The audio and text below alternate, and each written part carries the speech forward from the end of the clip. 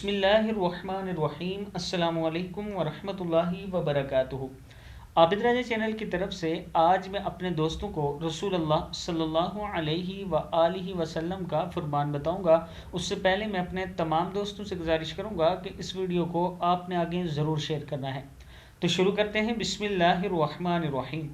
رسول اللہ صلی اللہ علیہ وآلہ وسلم نے فرمایا، جہنمیوں کی دو جماعتیں میں نے ابھی تک نہیں دیکھی۔ ایک جماعت ان لوگوں کی ہوگی جن کے پاس بیل کی دم کی طرح کوڑے ہوں گے اور وہ لوگوں کو ناحق ماریں گے۔ دوسری جماعت ایسی عورتوں کی ہوگی جو لباس پہنے ہوئے ہوں گی مگر اس کے باوجود بھی باریک یا تنگ لباس ہونے کی وجہ سے برہنہ ہوں گی، مردوں کو اپنی طرف مائل کرنے والی اور خود ان کی طرف مائل ہونے والی ہوں گی۔